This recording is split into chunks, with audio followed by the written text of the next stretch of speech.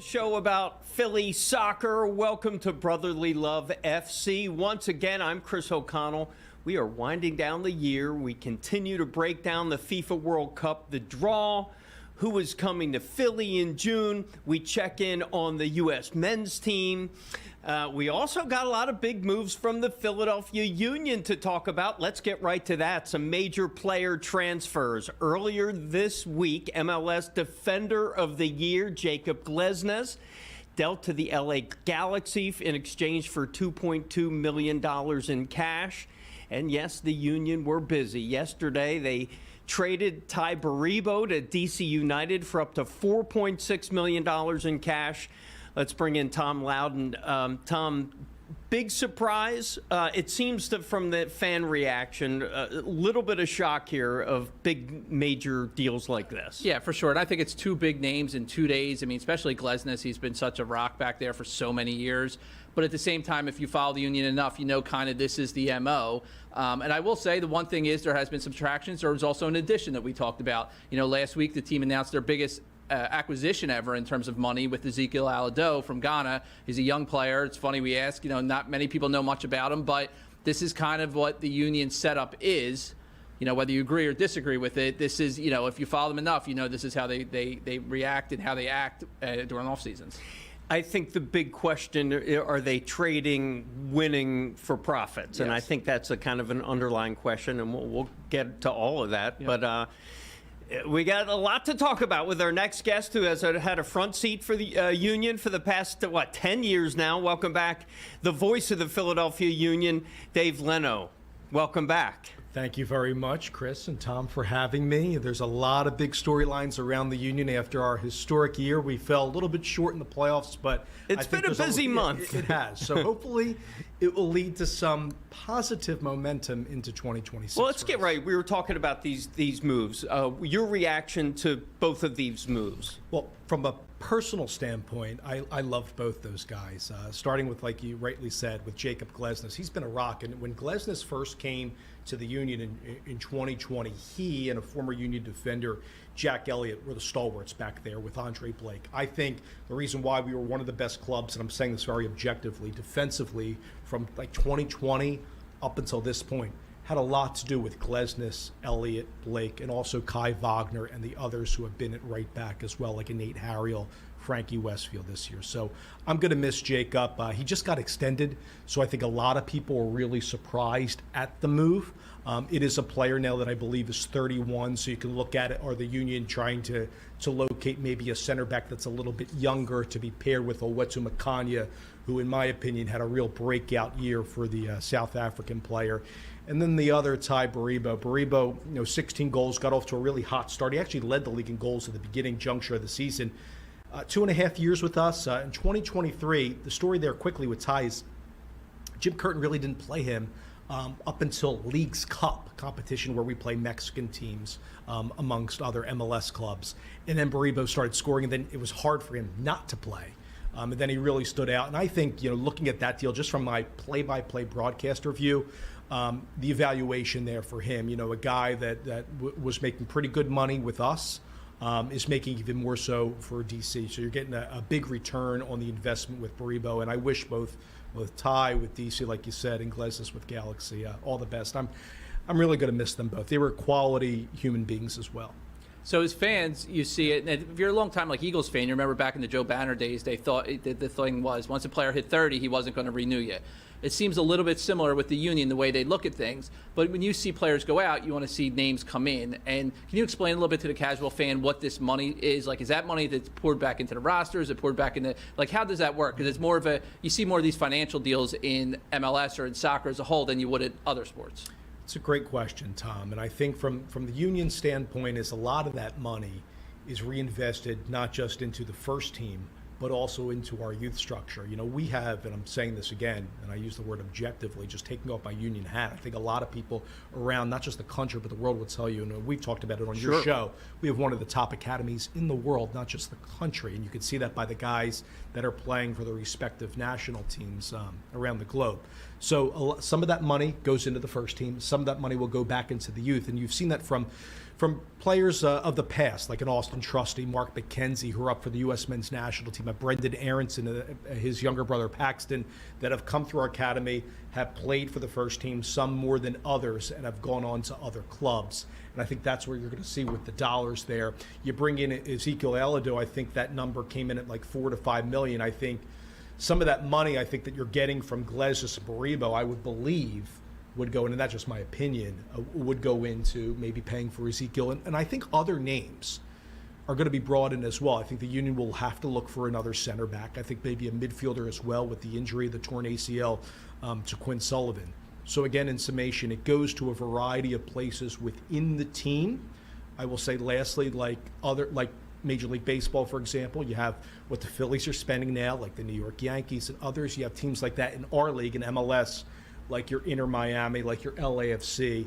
And we were like, I believe, towards the bottom, maybe third lowest spending. We're not a team that's going to get that $10, $15 million player, but a lot of teams like to do what we accomplished. That is, I think a lot of us want those $1 million players, and we have a few of them.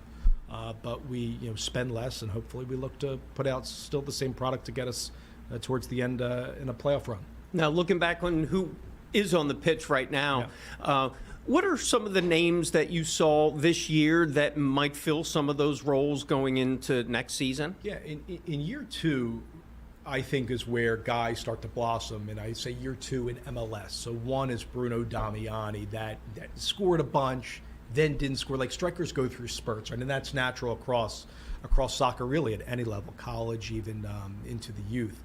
So he's a name, Bruno Damiani, a guy that actually was a record transfer signing a year ago for us to stand out. Another guy that they got from Nordsjælland in Denmark and also from San Diego, Milani Lasky, has a wicked right foot, can play both a number 10, that's an attacking midfield role, but also as a striker. So he has that versatility, along with an Indiana Vasilev, who has played a lot with Bradley Carnell, formerly of St. Louis. I think Indy was on your show as well. Mm-hmm. He's another guy that I look forward to have another. He just got extended, actually, a new contract with the Union. So a center back's going to come in as well. Kai Wagner, for me, is a very, very central piece as a left back, but the way that he advances up the left channel, how he can whip in a ton of crosses. For me, he was another guy that could have been Defender of the Year as well. So those are the names that I expect to really step up. Uwa's still a question mark for us too, whether he comes back or he goes elsewhere. I believe his contract was up. So, the Union won scores, and Ezekiel Elado, it's going to be unfair for, I think, a lot of Union fans and MLS fans to say this guy's going to come in and score 10 to 15, 20 goals. I think that assimilation is tough in MLS for any player, just from what I've seen in my time here. So you talk about the young players coming up. One guy you didn't mention, this will be year 3 for Kevin Sullivan. Yeah. Obviously started to get more playing time this year, even in the last game of the year where they were knocked out, that he was brought on in the last minutes to try to give some offense. Where do you think he is with his development, and what can fans expect? I'm guessing more next year? I would expect more with Cavan in the first team. I believe he played, I think it was like 422 minutes, and I think the year before he played 8, and I'm saying that with the first team, but he played a lot with the second team. Obviously, plenty of times with these U.S. U17s, and from what I've seen, look pretty good. This is a player that, for those that don't know, youngest appear in MLS at 14, slated to go to Manchester City at 18 years old. Will he go to another club before that? Who knows? It all depends with the passports and what's legal and not. I expect, directly to the answer to your question, I expect Cavan to play more with the first team. And I think it's just the team has a plan. They're not going to just push him through, because I think from a name standpoint, I don't think they want to put him. They don't want to put the player in a bad situation. And you just look at it physically.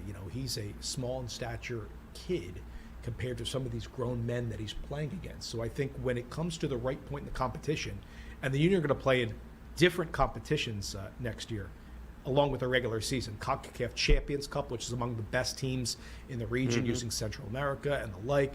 And also they're going to be back in Leagues Cup after like a 2-month World Cup break, and that's again that competition with the Mexican teams and other MLS sides. So I expect Cavan to play more, but again, I think there's that methodology in process with the union on how to utilize him best moving forward in the remaining time we have him.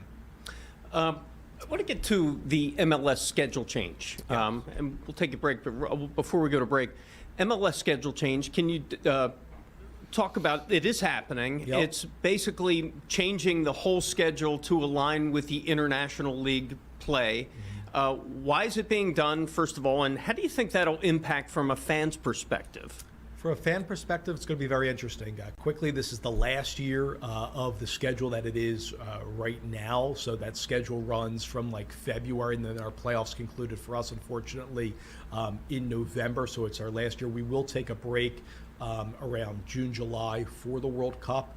And then after that, there's going to be at the start of, getting the years right here, at the start of 27, there's going to be a 14-game sprint season to get on to what you're saying, Chris, the European calendar. So that season may go from like February to May, have a playoff, whatever that will look like, take a break, and then to get on the European calendar, like you rightly said, in 27, so the bottom of 27 into 28, from like August to December, take a break in January, if you follow me, in 28, and then go from like February to your playoff in May. And quickly, the reasons to do that, I think from the league standpoint, get on the same timeline as far as the FIFA window with everybody around the world. So when players go to their respective national teams, it will all be at the same time, because unfortunately from what the union has had and other teams in America and also Canada and MLS, is that, you know, when in the midst of our competition, we lose a lot of guys. And that really, really just flat out stinks for all the clubs involved. So I think it's from that. I think it's from a monetary standpoint as well. And then it's also, I think from the, just, this is my opinion, just from the marketing standpoint, just to say it's an even Makes playing sense. field. You know, to say, you know, we're going to challenge all the leagues in Europe and elsewhere in the league, elsewhere in the world. From the fan perspective, just lastly, I'll say, I think it's going to be tough for the teams like us, you know, in the Northeast, and I'm thinking also of the teams like in the Canadian teams, Montreal, Toronto, Minnesota, Chicago, New England, and those cold weather games. You know, are the fans going to come out and support? I think ours will, and I've called a lot of them. I've hosted pre and post game shows in the past on those sets where it's cold, but the players have the more of the challenge, and I still think everybody will come out and support, but I do think it will take some getting used to. And a possible division realignment, too. And you're right, and I think they're going to do like 5 or 6 divisions too, and that's going to be new for everybody in itself. Yeah. All right, don't go away. We got more Brotherly Love FC. We'll talk more Union and, of course, FIFA World Cup and the U.S. men's team. Lots to talk about. Don't go away. We'll be right back. 2 minutes. Welcome back to Brotherly Love FC. The countdown to FIFA World Cup 2026 is on. And did you know the winner of the FIFA World Cup will receive a record jackpot this year, $50 million to the winning team. The figure's up from $42 million in 2022 and $38 million in 18. We're back with Dave Leno now, voice of the Philadelphia Union. Not a bad payday, $50 million. Can we get a little bit of that? I'm wondering where's that money go? Does that go to the team? Tom, you said maybe the I think federation? probably the federation. I'm sure the players get some sort of cut, but I'm sure it goes I hope to they the get federation. most of it. Maybe maybe the taxpayers. Could we all get a cut of that? Hold your breath on that one, Chris. Turn our attention to the World Cup coming. I mean, we're just 6 months away, Dave. First of all, just as a fan, how big of a deal this is? How excited are you just to look at this and be a spectator to this? Number one, I'm so happy. You know, it's here in the U.S., Canada, and Mexico. Number two, I'm very grateful for a city where I'm from that we're getting 6 games in Philadelphia, including on July 4th, like a round of 16 game. Putting on my American hat for a second, I wish the U.S. men's national team came through the link, which I believe will be called Philadelphia Stadium. They can't put any of these sponsors on there. So, but there's still going to be some quality teams coming through. Haiti, if you look at the 19th, Union player, Danley Jean-Jacques, we affectionately call him just Danley. First time Haiti qualified for the World Cup since '74, taking on a Brazil team that actually struggled in their qualifying. So I look forward to that match on the 19th. France coming in as a favorite, of course, falling in that epic final to Argentina. It'll be cool to see France. I know my partner on the radio, Sebastian Letou, will be keyed in on that one with Kylian Mbappe coming to the 22nd. That will be a big one. Curacao is one of 4 teams that are debuting at the World Cup, I believe, with Jordan, Uzbekistan, and Cape Verde, who also has a former Union player, Jamiro Montero, taking on an Ivory Coast team. I don't know if you guys remember or any of your viewers in the past. Ivory Coast is a very good, reputable attacking team. I look forward to that one. Then the last one I'll point out, Croatia, Ghana. Those are two really You said you were big excited about teams. this one. I am. I'm pumped up about this one because Croatia, went to the third place game, won that in 2022 over Morocco. Ghana's a team that the U.S. has a lot of familiarity with. I think that's one that I'm circling on as a fan that I think is going to be a very high-scoring affair. I think Croatia's a team that dominates a lot of the ball. Ghana's key on set pieces. I'm looking forward to that. Look, I'm going to call it like it is because that's the type of guy I am. Look, we didn't get Germany. We didn't get England. We didn't get the U.S. men's national team. I think, unfortunately, that kind of stinks. But I hope people around the city and the surrounding areas take a lot of pride in that we are one of the host cities, one of the, I believe, the 16 host cities. And I think a lot of these countries are going to have great representation, in particular, like that Brazil-Haiti on June 19th. Just to see a lot of fans around City Hall and the other areas. I think there's going to be a big display in FDR Park too. A lot of watch parties. And those are the well. rankings. Yeah. Yep. That's where all these clubs are currently ranked in the world. So we have some high-end teams coming, but like you said, we didn't. There was a 75% chance Germany was going to come once that, but they didn't come. And there's a couple other things, but. In terms of players, you mentioned a couple. Is there one or two guys you definitely would like to check out when they're here? Oh my gosh, that's a very good question. I mean, just putting on my Union hat for Haiti, I would say Danley. The Brazilians, I don't have a player in particular, but I'll just say that they are terrific. And I'm not just trying to use a stereotype, but they are terrific, like with their take-ons. Their 1v1 dribbling to me, just always majestic. That is something that I'll look forward to. Curacao is a team that, I think a lot of, reading a lot of data points, they were one of the top scoring teams in their region. So don't have a player to throw out at you, but I will tell you that if they could debut really well, I think that will be key for them. And then lastly, Mbappe for me for France. There's a kid named who played formerly for Frankfurt, and I'm curious if he'll get on that roster. His last name is Ekiteke, who plays for Liverpool as well. So there's the really obvious name. They have a number 10 France in Cuckoo, if he's healthy and ready to go. I think France, La Roja of Spain, who dominated the ball in qualifying. I believe Spain's been on a 30-match unbeaten streak, I think longest in a while, ties a record. The last team to repeat was Brazil, 58 and 62. So that's a question for Argentina. Messi's Argentina. They're not going to be here. I know you mentioned some names there for me to throw out, but I'm curious if Argentina can do it because they're like average age on their roster probably be close to into the 30s, the high 30s. So curious if Argentina can be the first team to repeat since Brazil. Did you have a chance to catch any of the Club World Cup when it was here last summer? And is that going to be kind of a taste of what's to come? I think there's going to be a lot more fever around it. I didn't take those games in person. I've worked with some people that were at those games and have worked those games and said there was a lot of passion for a lot of countries that were there. I obviously watched, and I think that's almost like a dry run to gear up for the World Cup. Some say, it was successful. Some say there, maybe there were some things to work on, but I think it's great to have that type of competition. I wish kind of, for a Club World Cup, which are featuring the best club teams around the world, I wish kind of the Union could have been in there and to play in Philadelphia just for my Union hat on. But I think I tell a lot of friends who aren't even into soccer, I think people have no idea what's coming around the U.S., Canada, and Mexico. And that's how much buzz. I think the U.S. men's national team, Chris and Tom, has a chance to galvanize everybody and to impact. And I have two young kids, as you guys know. It has a chance to really reach a lot of those people with such heartache and heartbreak for the U.S. not to qualify on that cow pasture in Trinidad in 2018. And they did it, obviously, in 2022. And I'm looking forward to seeing, how Pochettino and this team will do, and will some Union faces be on there, like Matt Freese, number 1 goalkeeper right now for the U.S. I believe he started the last 13. He plays for one of our rival clubs, New York City, beat us in the playoff. Will he be the number 1? Will guys like Mark McKenzie, Austin Trusty at center back, will he be there? Brendan Aronson, and others. So looking forward to seeing also how our U.S. team will do. All right, we'll talk more about the U.S. team. You got time to stick around for a couple more minutes with us? Absolutely. I love it. Yeah. Good deal. Talking more soccer. Brotherly Love FC continues after the break. Don't go away.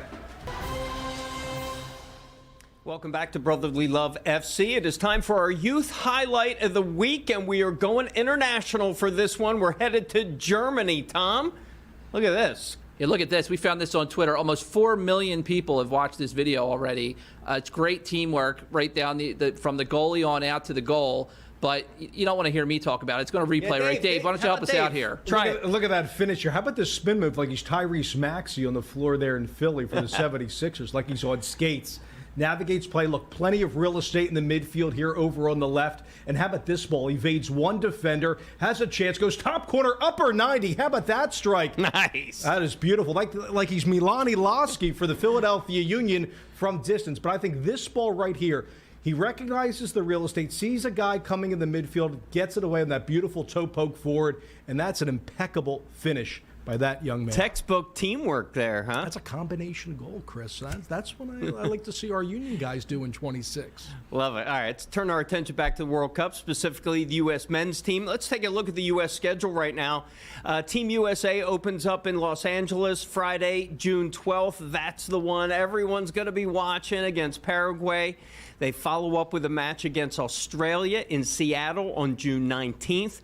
Their final group stage game, June 25th, against either Kosovo, Romania, or Slovakia or Turkey. Now, Christian Pulisic talked about the importance of that first game. Doesn't matter who we're playing. I mean, first match of the World Cup. Obviously, playing in LA. I mean, we're gonna be ready for that game. I think we'll be looking forward to that for a while, and of course, getting 3 points right off the bat like that would be an amazing start for us and just put us in a great position in the group. So we're definitely looking forward to that one. Dave, how important is that first game for the U.S., not just for emotions, but for the home soil? It's huge, and I think Pulisic is going to be the guy that I think a lot of the eyeballs are going to be on, because he did miss time in the lead up to this World Cup, and I think he'll be there because the U.S. has, I believe, 4 games on the docket. I believe 3 of the 4 have been scheduled. 1, I think, is still in the books to get on there. I think against Paraguay, it's actually a team that they, just speaking from our Philadelphia roots here, the U.S. played Paraguay at Subaru Park on November 15th and won that game 2-1. So Paraguay is a team that doesn't concede a lot, but they also don't create a ton. So I expect, just from my opinion, I expect the U.S. to dominate the game. I expect Pulisic to have a field day out there. But my questions around the U.S. team for this first game, your question, will be like the striker position. Florian Balogun, who plays, I believe, at Monaco in Ligue 1 in France. If he's the guy, if he's the number 9, if he's that stalwart forward up top, he's got to be a guy to score, whether it's him, Haji Wright, or somebody else. That's, for me, going to be the key.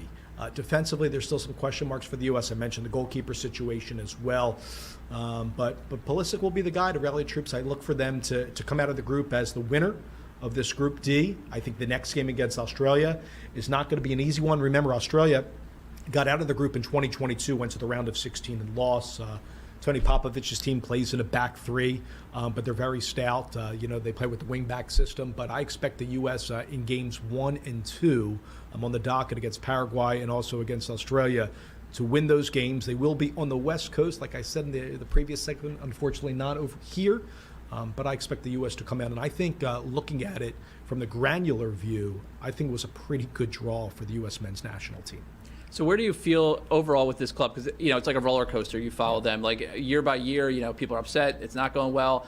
Where are they right now? We're still 6 months out, but do we feel like the momentum's going in the right direction? I do, because they're on a 5-game unbeaten streak, and I believe they've beaten consecutive top 40 ranked opponents for the first time since 2013. And you got to give the manager, Pochettino, and the others on staff, and of course the players, a lot of credit. There's been a lot of players that have been shuffling, as you guys know, with the national team in soccer. in and out. Whether that's good, whether that's bad, that's up for debate. I like where they're at right now. I think a lot of people are saying, is it like quarterfinal or bust for this team? I hate to put a label on it. I would like them to go to at least a quarterfinal. Will they reach a semifinal here? I think that would be pretty arduous considering some of the other clubs that you already highlighted in the show.